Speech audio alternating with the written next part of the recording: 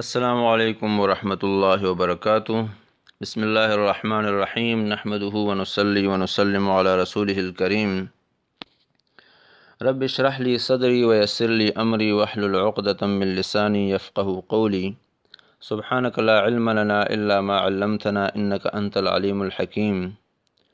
خوږو او قدرمنو اوریدونکو، ستاسو ورور کفیل احمد حقانی د پروګرام سیرت مصطفی قدم بقدم سره ستاسو په درون خدمت کې حاضر دی.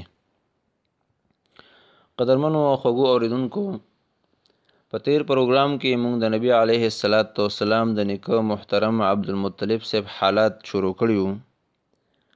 د زمزم کوی د ډیر وخت نه بندو الله جل وعلا د عبدالمطلب صاحب په لاس باندې د دې د کنيستو اراده او فرمایله، نو په خوب کې هغوی ته امر وکړو. بعض مورخین حضرات لیکي چې د زمزم کوی د 500 کالو نه بند پروتو. نو ظاهر ده چې یو کوی د دومره زمانې نه بند پروت دی، د هغې نام و نشان خو ختم شوی وي. ضرورت د دې خبرو چې عبدالمطلب صاحب ته علامات بیان شي. نو الله جل شانه ورته د خوب په ذریعې سره علامات بیان کړل، وهي بین الفرث والدم. دا کوی د خشنو او د وینې په منځ کې دی. عند نقرة الغراب الاعصم کارغه چې کوم ځای کې ټونګه ووهي هغه ځای کې دا کوی دی.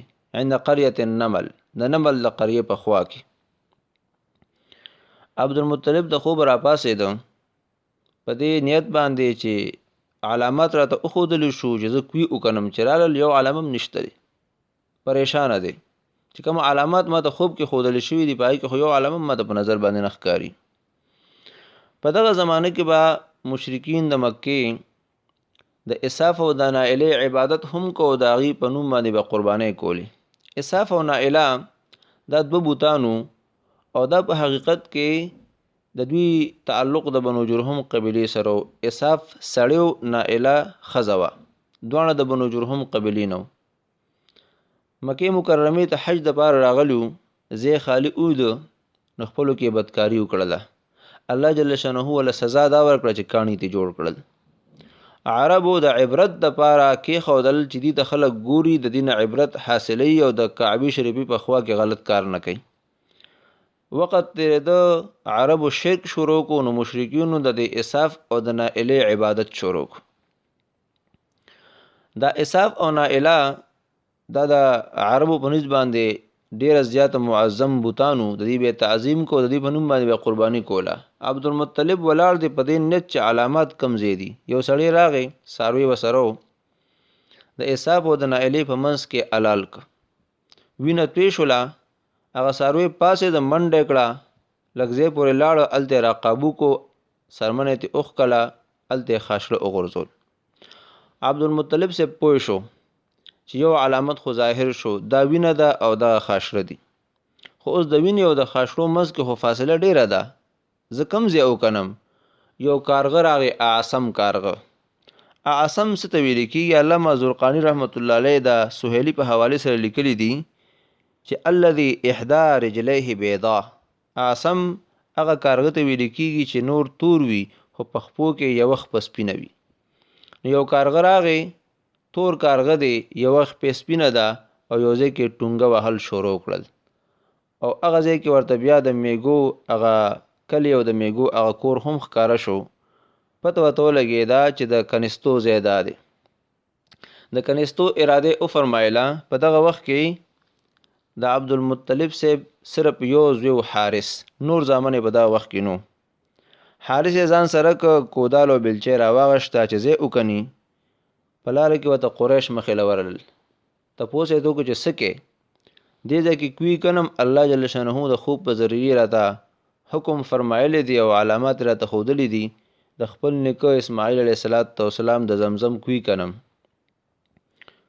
قریش ورته وویل دا خو زمونږ د څاروو د قرباني کولو ځای دی، موږ تا ته اجازت نه درکو.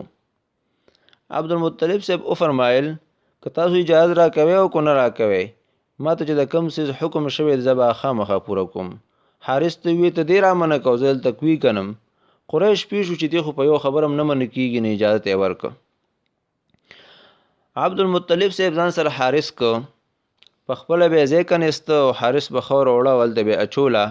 3 ورځې مسلسل عبدالمطلب محنت او خواري وکړه د عربو ځمکه ډیره قوي او مضبوطه ځمکه ده دوی ته الله جل شانه ډیر قوت او طاقت ورکړو 3 ورځې چې ځمکه وکنستا نو د زمزم کوی راښکاره شو عبدالمطلب صاحب چې د کوی آثار ولیدل نو د الله اکبر تیزه چغې وواله او وی فرمایل چې دا د اسماعیل علیه السلام کوی دی قریشو چې د الله اکبر صدا او د الله اکبر آواز ورید نو پوه شو چې عبدالمطلب په خپل مقصد کې کامیاب شو او د زمزم کوی راښکاره شو قریش رالل او عبدالمطلب ته ویل چې دا زمونږه ټولو د نیکه اسماعیل علیه السلام کوی دی مونږ هر یو د خپل خپل حصه راکا عبدالمطلب ورته وی ما په ځان ستړی کړی دی ما ته خوب ښودلی شوی دی ما او زما زوی خواري کړې ده ستاسو په دې کې حصه نشته دا صرف او صرف زما دی خپل کار کوي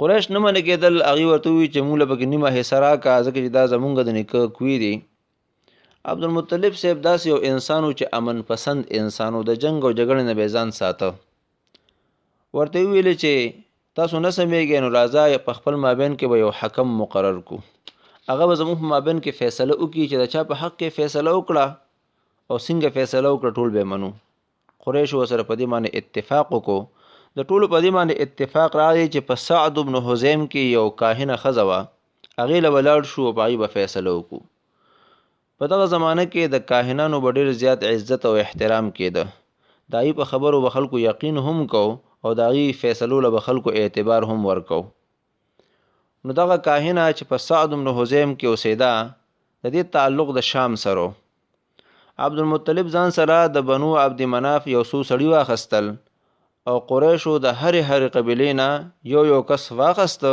او قافله شام طرف ته روانه شو کله چې دوی د حجاز او د شام په منځ کې یو بیابان او ځنګل ته ورسېدل نو عبدالمطلب او د هغه ملګري ډېر زیات تږي شو او په دغه ځای کې د اوبو لرې پورې څه انتظام نو د دوی یقین راغی چې اوس هم هلاکیږو مړه کیږو قریشو سره اوبه وی دوی سره اوبه نه وی د قریشو نه اوبه وغوښتې هغې ورته انکار وکړو که مونږ تاسو له اوبه درکړو او مونږ تږي شو بیا مونږ څه کوو عبدالمطلب صاحب سره بله چاره نه وه خپلو ملګرو سره مشوره وکړه چې څوک وو ملګرو ورته وویل چې ته څه وې هغه به کوو نو عبدالمطلب ورته وفرمایل چې هر یو کس د ځان دپاره قبر وکني ځکه چې د اوبو لرې ځای پورې آثار نه ښکاري اوس که مونږ ټول دلته مړه شو نو زمونږ دفن کوونکي به بیا څوک ني نو هر یو کس د ځان دپاره قبر وکني کم کس چې مري هغه به په قبر کې دفن کوو اخري کس که مړ شي او د هغه دفن کوونکي څوک ني خیر دی خو چې ټول بغیر دفنه پاتې نه شي ځان له قبرونه وکنستل بیا عبدالمطلب صاحب د خپلو ملګرو ته ووایي چې مونږ خو ځان مرګ ته حواله کړی دی دا خو د عجز اظهار دی مونږ خو ځان نه عاجزه خلک جوړ کړي دي مونږ ته الله پاک لاسونه را کړي دي خپې را کړي دي د محنت کولو طاقت یې را کړی دی راځئ چې اوزو د اوبو په تلاش کې غیر چاپېره کیدی شي الله پاک د اوبو تنظیم وکړي ټول په سورلی باندې سوارو شو روان شو عبدالمطلب صاحب ټول نه په اخره کې روان شو چې په سورلی باندې سور شو الله جل شانه د سورلی د نوکې لاندې د اوبو یو چشمه را زرغونه کړه او راوټو کېده عبدالمطلب صاحب ټولو ملګرو ته آواز وکړو چې راشه الله جل شانه زموږ دپاره د اوبو تنظیم وکړو د مرګ نه الله رب العزت بچ کړو ملګري رالل اوبې اوس کړې په خپلو څارویو هم اوس کړلې او لوښي ترې نه ډک کړل بل طرف ته قریشو ته هم د اوبو ضرورت و عبدالمطلب صاحب ته الله جل شانه سخا ډېره زیاته ورکړې وه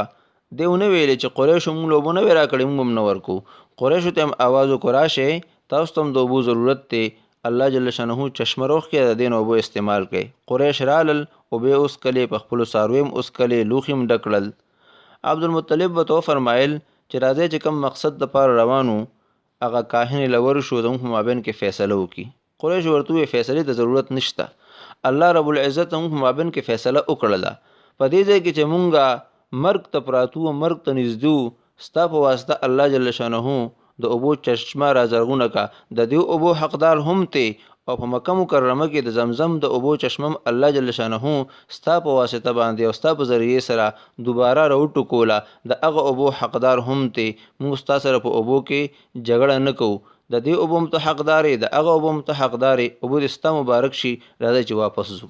نو کاهن نه تک ته ضرورت رانغی او قریش او عبدالمطلب صاحب د لارې نه را واپس شو. کله چې دی واپس رالل نو عبدالمطلب صاحب چې کله حارث بچی ځان سره اخستی و او کوی کنيسته دغه وخت کې ورته د مټو او د افرادو ډیر زیات ضرورت محسوس شو، ځکه چې د عربو کلکه ځمکه هغه کنيستل آسان کار خو نه دی. یو پلار دی او یو بچی دی لګیا دی. عبدالمطلب صاحب ته دغه وخت کې ډیر زیات ضرورت محسوس شو، کاش چې زما مټې وي، کاش چې زما بچیو چې ما سره مدد کړی وي، ما سره کومک کړی وي. نو د کوی کنيستلو په وخت کې عبدالمطلب صاحب یو نظر منلو، ویلو چې الله پاک کمال 10 بچی را کړل او 10 واړه ځوانان شو او 10 واړه زما مټې وګرځېدې، 10 واړه زما معاونین وګرځېدل، نو یو زوی به زه په هغې کې د الله رب العزت په نوم باندې حلالوم او قرباني کوم. زمانه تېرېده 13 کاله تیر شو. 13 کاله پس الله رب العزت فضا داسې جوړه کړه چې د عبدالمطلب صاحب 10 بچي او 10 واړه ځوانانو، پای کې یو حارث، یو زبیر، یو حجل، یو زرار، یو مقوم یا مقوم، یو ابو لهب، یو عباس، یو حمزه، یو ابو طالب او 10 نمبر عبدالله د نبی علیه السلام والد محترم. 13 کاله پس د عبدالمطلب 10 بچی دي، 10 واړه ځوانان دي، 10 واړه د عبدالمطلب مټی دي. د عبدالمطلب نه د خپل نظر ایر شوی د منځ کې ډیره زمانه تیره شوې ده. عبدالمطلب یو ځل د کعبې شریفې په خوا کې وده دی، خوب ویني یو کس ورته وایي ای عبدالمطلب اوف بنظرک لرب هذا البیت، د دې کعبې شریفې د رب په نوم باندې تا نظر منلو، هغه نظر پوره کا. دنه هغه نظر ایر شوی دی. دی ډیر په یره کې را پاسېده او یو چیلې الاله کړه او په فقرو مساکینو باندې وخوړله. بیا وده شو، بیا خوب اینی او یو ویونکي ورته وایي چې د الله په نوم باندې د دې نه غټ څیز حلال کا، ما هو اکبر من ذالک، د دې نه غټ څیز د الله په نوم باندې حلال کا. را پاسېده او یو غوی یا غوی حلاله کړه، په فقرو مساکینو باندې وخوړله. بیا وده شو، خوب کې ورته یو ویونکي وایي چې د دې نه هم لوی څیز د الله په نوم باندې حلال کا، قرباني کا. را پاسېده او اوښې د الله په نوم باندې حلال کو، په فقرو مساکینو باندې وخوړو. بیا وده شو، په خوب کې ورته چا آواز وکړو چې د دې نه هم لوی څیز د الله په نوم باندې حلال کا. نه ده ورته وایي چې ما اکبر من ذالک، د دې نه لوی څیز څه دی؟ په څاروو کې خو غټ څیز چې کوم د قربانۍ قابل دی هغه اوښ دی، د اوښ نه هم د غټ څیز په نظر باندې نه راځي. نو ویونکي ورته وایي چې قرب احد اولادک الذي نذرته، په خپل بچو کې یو بچی حلال کا، یو بچی قرباني کا، د کم نظر چې تا د نن نه 13 کاله مخکې منلی دی. ډېر زیات پریشانه شو، غمجن شو، خپل بچی راغونډ کړل او ورته ووایي چې ما د نن نه 13 کاله مخکې چې کله ما د زمزم کوی کنستا وخت کې یو نظر منلی و، اوس ما ته په خوب کې امر وشو چې هغه نظر پوره کا. هغه نظر دا دی چې زه به په خپلو 10 بچو کې یو بچی قرباني کوم، ستاسو څه رایه ده؟ نو په هغه زمانه کې به خلکو د پلار خبره ډیره زیاته منله. خپل ټولو بچو ورته وی انا نطیعک، موږ ستا بالکل فرمان بردار یو، چې څه د زړه غواړي هغه وکړه. په موږ کې چې کم یو بچی حلالې او په کم یو بچی باندې تا لاس کېښودو هغه بچی به قرباني کړو ته بالکل تیار ناست دي.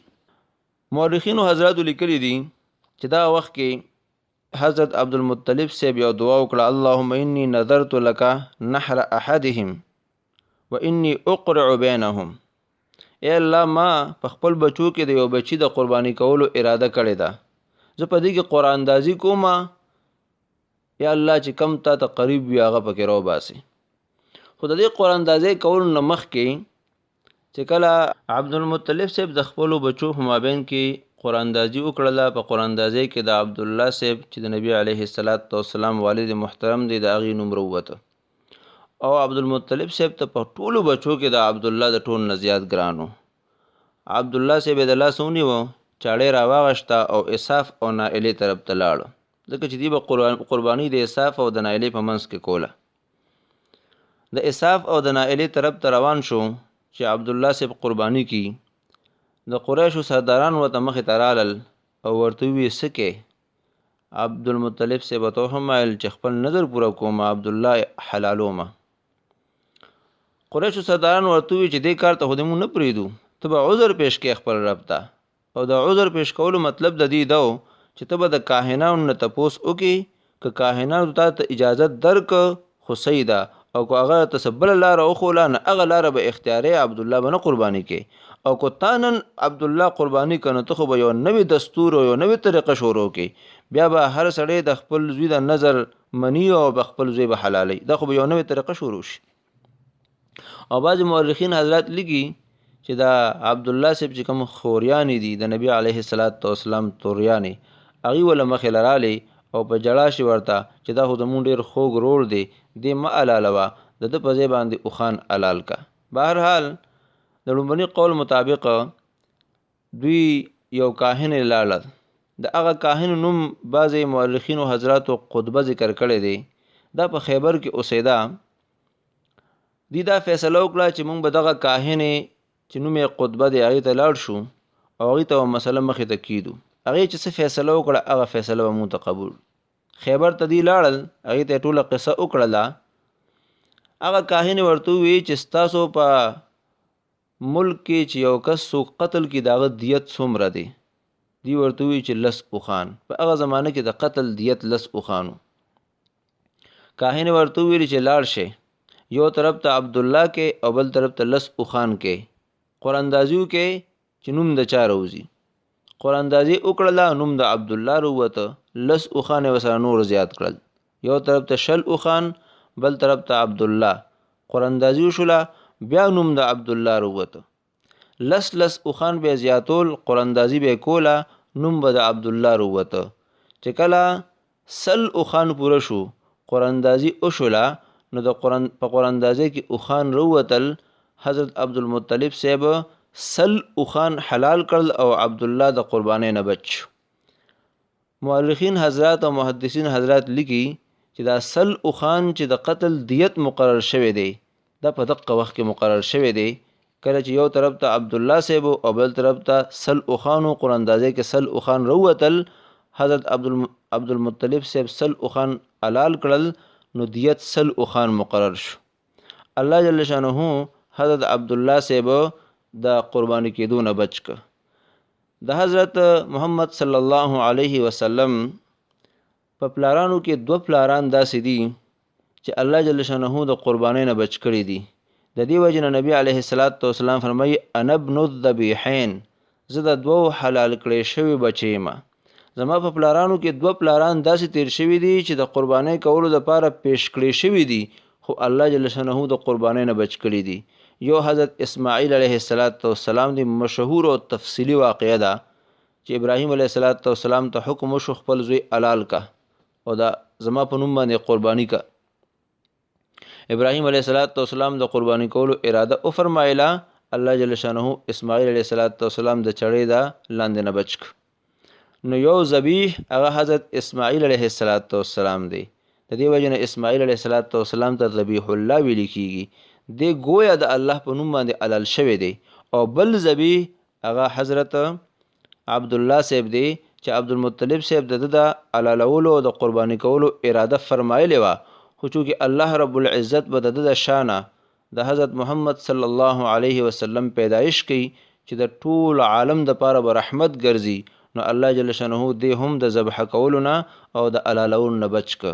او دا الله جل شانه ټول انسانیت ته ښیي چې تاسو کو د دین د پاره قرباني ورکوي نو په دې باندې نازېږئ مه، ځکه ستاسو نه عظیم ذات چې د چا د مخه ټول کائنات پیدا دی هغه په خپل هم د دین د پاره قرباني ورکړې ده او د هغه په خاندان کې هم د قربانۍ بیشبها نظایر موجود دي. الله جل شانه د نبی علیه السلام په تمام خاندان کې د قربانو داسې یو نظیر اخود دی چې روستو خلق د قربانۍ ګیله الله رب العزت په دربار کې نشي کولی. دا ګیله څوک هم نشي کولی چې د الله د دین د وجې نه زما اولاد قتل شو، زما کور اوران شو. د نبی علیه السلام د سیرت دا مطالعه چې مونږ کوو او د نبی علیه الصلاۃ والسلام دا سیرت چې مونږ بیانو په دې غرض بیانو چې مونږ باندې په زندګۍ کې څه قسم حالات راځي چې مونږ د نبی علیه الصلاۃ والسلام زندګۍ ته ګورو. تکلیفونه، مشقتونه، مصیبتونه په نبی علیه السلام راغلي دي او بشبها راغلي دي، د ټول نه زیات راغلي دي. او بیا د نبی علیه الصلاۃ والسلام په وروستو ټول خاندان کې بلاشي مصیبتونه راغلي دي. نو دا قرباني الله جل شانه د نبی علیه الصلاۃ والسلام په خاندان کې اخودي دي چې څوک د قربانو ګیله ونه کي او څوک په خپل قربانو باندې ناز ونه کي. نو نبی علیه الصلاۃ والسلام فرمایي انا ابن الذبیحین، زه د دوو ذبیحین زویمه. حضرت معاویه رضی الله تعالی عنہ فرمایي چې د نبی علیه الصلاۃ والسلام په خوا کې ناستو ما یو اعرابي راغی او نبی علیه الصلاۃ والسلام ته فرمایل یا ابن الذبیحین. نبی علیه الصلاۃ والسلام په خندا شو. بیا د معاویه صاحب نه چا تپوس وکړو چې حضرت د نبی علیه الصلاۃ والسلام ته د اعرابي یا ابن الذبیحین ولې ویل؟ نو حضرت معاویه رضی الله تعالی عنہ ته بیا ټوله واقعه بیان کړه چې د نبی علیه الصلاۃ والسلام په پلارانو کې دوه پلاران داسې دي چې د هغې د قرباني کولو اراده شوې وه. الله جل شانه هغوی د چاړې د لاندې نه بچ کړل، نو ځکه نبی علیه الصلاۃ والسلام ته ابن الذبیحین ویل کېږي. په دې کې د چا اختلاف نشته چې د نبی علیه الصلاۃ والسلام د والد محترم نوم عبدالله. عبدالله دا هغه نوم دی چې الله جل شانه ته ډېر زیات محبوب دی، ځکه الله جل شانه ته عبدالله، عبدالرحمن، عبدالرحیم دا نومونه ډېر زیات خوښ دي. او د هغې وجه دا ده چې په دې نومونو کې نسبت د عبدیت دی الله جل شانه ته. نو دا د نبی علیه الصلاۃ والسلام عظمت دی، معجزه ده، کرامت دی چې کله عبدالله پیدا شو نو هغه د شرک دورو او په هغه دور کې به چې کوم نومونه ایښودل کېدل نو په هغې کې به بوتانو ته نسبت و یا غیر الله طرف ته نسبت و، لکه عبد شمس شو وغیره. د نبی علیه الصلاۃ والسلام معجزه او کرامت و چې عبدالله پیدا شو، گویا الله جل شانه د عبدالمطلب سے په زړه کې واچول چې دا خو د دوانو جهانو د سردار پلار دی، د ده په نوم کې د غیر الله ته نسبت نی، د ده په نوم کې د صرف الله رب العزت ته نسبتي. نو عبدالمطلب د خپل کشري زوی نوم عبدالله کېښودو. دا عبدالله په ټولو وروڼو کې د ټول نه کشر و. عبدالمطلب صاحب ته ډېر زیات ګران و، ډېر زیات محبوب و. تاریخ الخمیس لیکلی دي چې په کم کال باندې د نوشیروان په سر باندې د باچایت تاج کېښودی شو، نو د هغې نه 40 کاله پس عبدالله پیدا شوی دی. او چې عبدالله پیدا شو نو د شام ټولو یهودیانو ته پته ولګېده او ټول یهودیان د هغې نه خبر وو چې عبدالله پیدا شو. د هغې بنیادي وجه دا وه چې د یهودیانو سره د حضرت یحیی علیه السلام یو سپینه چوغه وه. دا هغه چوغه وه په کومه چوغه کې چې حضرت یحیی علیه السلام یهودیانو شهید کړی و. په دې چوغه باندې د یحیی علیه السلام وینه لګېدلې وه. د یهودیانو په کتابونو کې لیکلي وو چې کله د دې چوغې نه تازه وینه څڅېدل شروع شي نو دا د دې خبرې علامه ده چې په دغه شپه باندې عبدالله پیدا شوی دی. چې د دغه چوغې نه تازه وینه شروع شوله نو یهودیان پوه شو چې عبدالله پیدا شو. او دغه چوغه چې کوم د یحیی علیه السلام په وینه باندې ککړ وه، یهودیانو څو ځله دغه چوغې د انځلو د صفا کولو اراده کړې وه، خو دا چوغه نه صفا کېده. دا اله صفا شوله او اله د دې نه وینه را روانه شوله چې کله عبدالله پیدا شو. بیا یهودیانو ته الله جل شانه د مخکینی کتابونو علم ورکړی دی. مخکینی کتابونو کې د نبی علیه السلام اوصاف، د هغې د خاندان اوصاف، د هغې د ملګرو اوصاف ټول ذکر شوي، خو یهودیانو د هغې نه باوجود هم د نبی علیه السلام انکار کو، د نبی علیه السلام مخالفت کو، د نبی علیه السلام سره به دشمنی کوله. دا دشمنی د یهودیانو د نبی علیه السلام خالص د عناد او د بغض په بنیاد باندې وه. ځکه الله جل شانه فرمایي یعرفونه کما یعرفون ابناءهم، دی دا پیغمبر داسې پیژني لکه څنګه چې خپل بچي پیژني. تاریخ الخمیس یو واقعه لیکلې ده چې عبدالله صاحب یو ځل په مکه مکرمه کې په ځنګل کې ځان له روانو، د یهودیانو یو قافله تېرېده، په دې نظر وغورځېده، د ده د قتلولو اراده یې وکړله. الله جل شانه د اسمان نه د ده د حفاظت اسباب مهیا کړل او الله جل شانه دوی د یهودیانو د قتل نه محفوظ کو. ځکه چې الله جل شانه اراده کړې وه چې د شان به یو پیغمبر پیدا کړي او یو نور به پیدا کړي. والله متم نوره ولو کرہ الکافرون. الله پاک بخپل نور پوره کوي او هغه نور الله جل شانه پوره ک. د عبد الله صاحب د ملانا الله جل شانه د نبی علیه السلام پیدایش د امینی بیبي په حواله سره وکړو. عبد الله صاحب چې کله ځوان شو نو چې د په بدن کې د نبی علیه السلام هغه نسل او هغه نور موجودو نو د په ځوانۍ کې عجیب واقعات لیدل. یو ځل خپل پلار ته ویلي چې کله په مکه مکرمه کې په یو میدان کې روانو مو د سبیر غر ته وختم نو زما د ملا نه یو نور ووته. هغه مشرق طرف ته او مغرب طرف ته خور شو. بیا هغه نور راغون شو اسمان ته وختو. د اسمان دروازې ورته کلو شولې او دن نشو او بیا د اسمان نه راخور شو زما بدن ته راغی. حضرت عبدالمطلب صاحب ورته تسلی ورکړله چې دا هغه نور دی کم چې ما په خوب کې لیدلی دی. الله جل شانه به ستا د بدن نه یو بچی پیدا کوي او دا هغه بچی دی کم چې وروستو په محمد صلی الله علیه وسلم باندې موسوم شو. او دی خوب کې هم دې خبره طرف ته اشاره ده چې الله جل شانه به د نبی علیه السلام د بدن نه د دین او د اسلام نور مشرق او مغرب طرف ته خوري او هغه الله جل شانه وکړله. الله جل وعلا دین مشرق او مغرب ته خور کو ان شاء الله العزیز قیامت پورې به خوريږي. کله چې حضرت عبدالمطلب د سلو اوخانو قربانی وکړله نو محسوس شو وته چې حضرت عبدالله اوس ځوان شوی دی د واده تنظیم کول غواړي. په مدینه منوره کې یو قبیله وه هغې ته بنو زهره ویل کېدل. دا بنو زهره ډیره شرافت والا قبیله ده او دا هغه قبیله ده چې د کمې قبیلې نسل بره د نبی علیه السلام خاندان سره لګېدلی دی او دا د حضرت اسماعیل علیه السلام په اولاد کې راځي. عبدالمطلب صاحب عبدالله ځان سره که مدینه منورې ته روان شو چې په بنو زهره قبیله کې د خپل زوی نکاح وکړي. علامه زرقانی رحمت الله علیه لیکلی دي چې کله دی روانو نو په لاره کې د بنو اسد قبیلې په یو زنانه باندې تیریدل وشو. دا زنانه د کعبې شریفې په خوا کې ناسته وه. بعضې مورخین حضرات لیکي چې د دې نوم قتیله و او بعضې مورخین لیکي چې د دې نوم رقیقه بنت نوفل و. دا رقیقه بنت نوفل دا د ورقه ابن نوفل خور ده. د دې کنیت ام قتال دی او دا ورقه ابن نوفل دا د مخکینی کتابونو ډیر لوی عالم تیر شوی دی.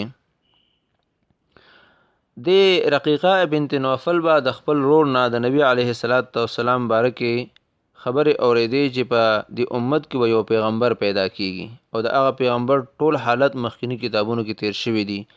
د شکل سره متعلقه، د نسب سره متعلقه نوم ذکر شوی دی، د صحابه او اصحاب ذکر شوی دی، د خاندان او اصحاب ذکر شوی دی.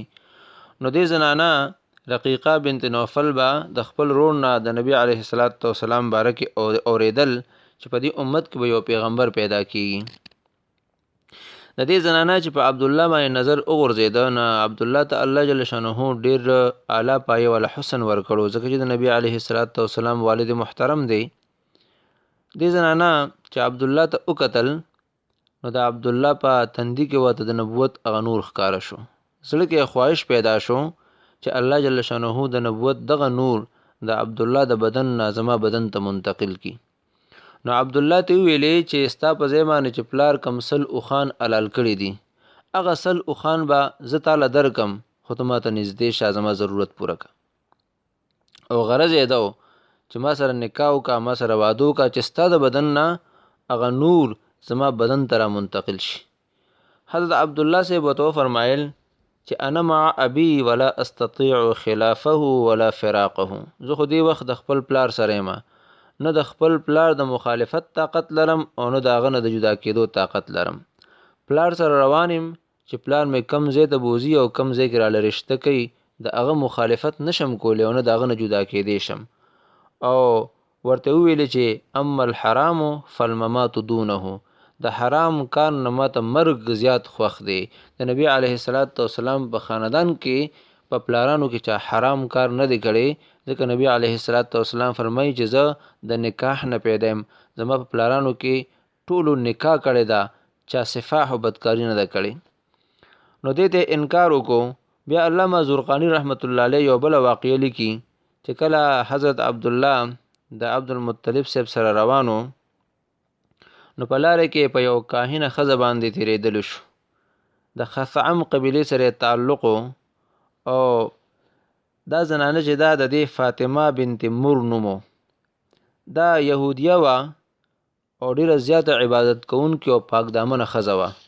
دې چې نبی علیه السلام ته وکتل، نو دې ته هم د عبدالله صاحب ته چې وکتل، نو دې ته هم د عبدالله صاحب په تندي کې د نبوت نور ښکاره شو. د مخکینۍ زنانه په شان دې هم د عبدالله صاحب نه د یو ځای کېدو مطالبه وکړه. عبدالله صاحب دې ته هم انکار وکړو. بعضې مورخینو حضرات یو بله واقعه لیکلې ده.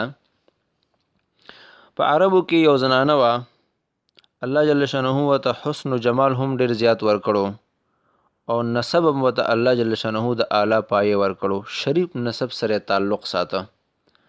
د دې زنانه د ډېر حسن او د جمال د وجې نه او د شرافت د وجې نه دې زنانه ته ډېر لوی سردارانو او باچایانو د نکاح پیغام را لېږلو او دې هغه ټول پیغامات رد کړیو، واپس کړیو.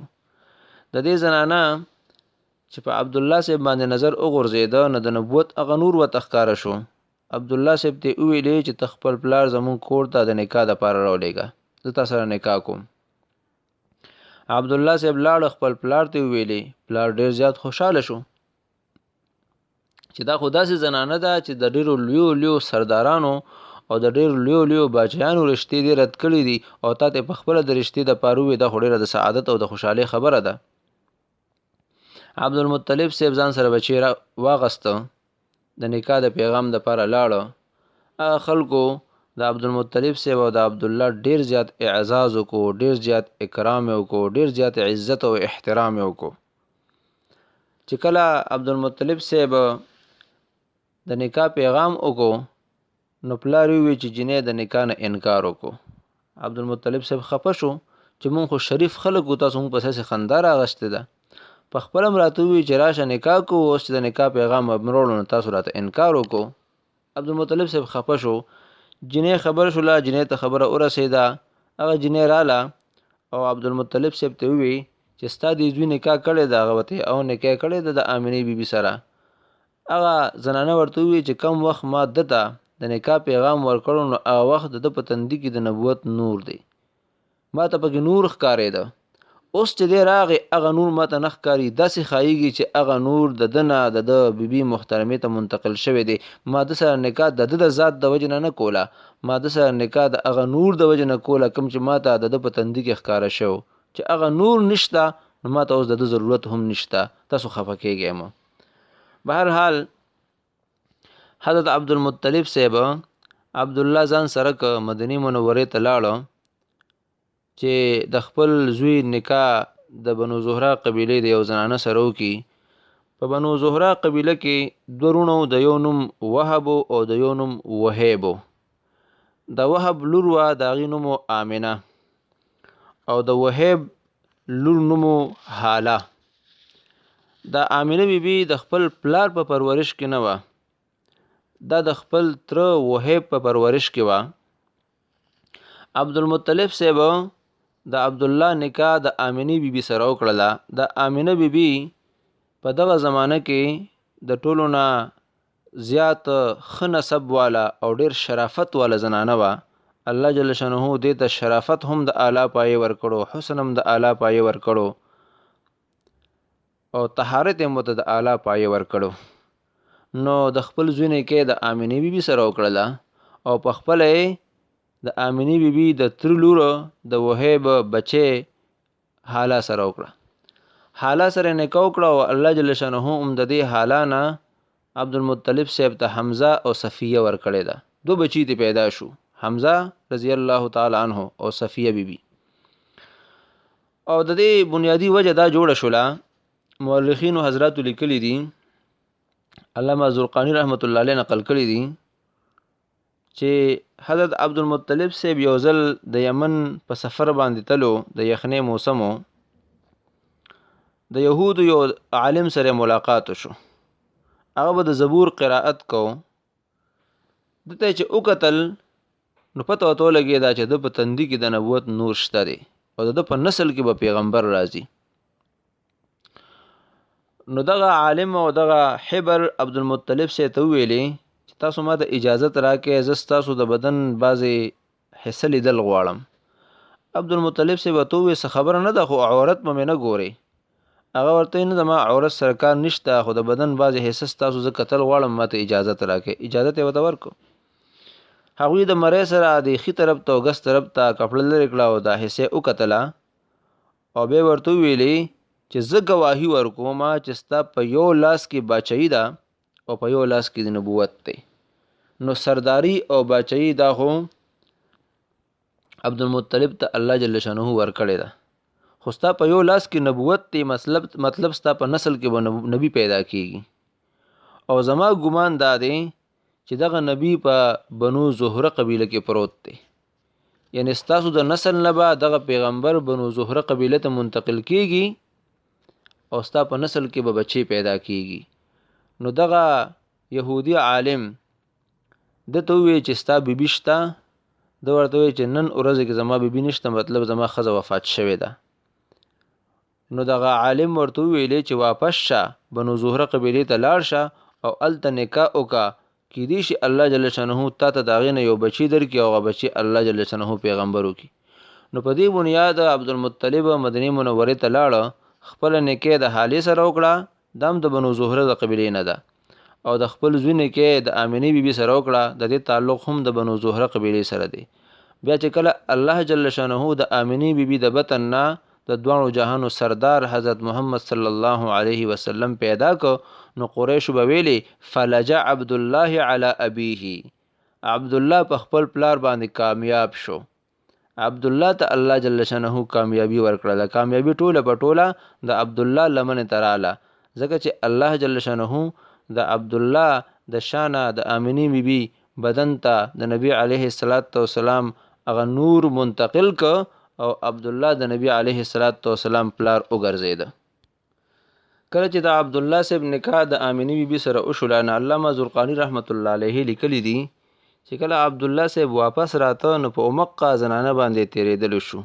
کومې زنانه چې د عبدالله صاحب نه مخکې مطالبه کړې وه چې ملاقات یې ورسره وشو نو هغه توجه یې نه وه چې کومه توجه یې مخکې وه. عبدالله صاحب ورته وفرمایل چې مخکې د چې څنګه په ما باندې ځان پیش کړو هغه رنګ یې اوس په ما باندې ځان نه پیش کړې وجه څه ده؟ نو دې زنانه ورته وویل چې زه بدکاره زنانه نه یم زه پاک دامنه زنانه یم. ما چې تا نه مطالبه کړې وه نو زما غرض د هغه نور حصول کوم چې ستا په تندي کې او ستا په بدن کې موجود و. اوس چې ته واپس رالې نو ستا په تندي کې ما ته هغه نور نه ښکاري. معلومه دا شوله چې هغه نور ستا د بدن نه د بل چا بدن ته منتقل شوی دی چې نور لاړ نو زما ستا ته څه ضرورت نشته دی. حضرت آمنې بیبي سره د حضرت عبدالله صاحب نکاح وشوله.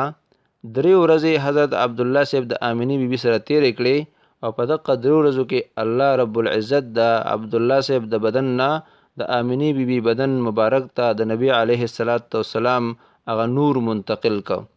دا انتقال بعضې مورخین حضرات فرمایي چې د ذوالحجې په میاشت کې د پیر په ورځ باندې شوی دی او بعضې وایي چې دا د رجب په میاشت کې شوی دی. بهرحال د نبی علیه السلام هغه نور مبارک د آمنې بیبي بدن مبارک ته منتقل شو. بیا حضرت عبدالله صاحب واپس راغلی دی او د شام په تجارت د شام طرف ته تجارت په نیت باندې تللی دی. کله چې شام ته د تجارت په نیت باندې لاړو نو په لاره کې بیمار شو. په بنو نجار قبیله کې هلته سکونت اختیار کو. کله چې قافله د شام نه واپس راله نو په هغې کې عبدالله نو عبدالمطلب صاحب ته چې پته ولګېده نو خپل مشر زوی حارث یې ورپسې ولېږه. کله چې حارث مدینې منورې ته ورسېده نو ورته پته ولګېده چې عبدالله وفات شوی دی ځکه دوی هلته په بنو نجار کې په مدینه منوره کې 1 میاشت بیماري وکړله او د 1 میاشت بیمارۍ کولو نه وروستو بیا هلته وفات شوی دی او هلته د دوی تدفین شوی دی. کله چې حارث راغی او د دې واقعي خبره عبد الله ته ورکو نو هغه ډیر زیات خفه شو. دا د الله جل شانه فیصله وا. د حضرت عبد الله صاحب عمر د فوت کېدو په وخت کې څومره په دې کې د مورخینو حضراتو اختلاف دی. علامه محمد ادریس کاندلوی رحمت الله علیه په سیرت مصطفی کې لیکلی دی چې یو قول دا دی چې د وفات کېدو په وخت کې د دې عمر 13 کالو، دویم قول دا دی چې 15 کالو، دریم قول دا دی چې 28 کالو او څلورم قول دا دی چې 18 کاله عمر چې کله دی وفات شو. په دې ټولو اقوالو کې صحیح او راجح قول دا دی چې عبد الله صاحب کله وفات کېده نو د وفات کېدو په وخت کې د دې عمر 18 کالو. د 18 کاله په عمر کې حضرت عبد الله صاحب وفات شو. د نبی علیه الصلاۃ والسلام د پیدایش نه مخکې نبی علیه الصلاۃ والسلام والد محترم وفات شوی دی. نو د نبی علیه الصلاۃ والسلام پیدایش د یتیموالي په حالت کې شوی دی.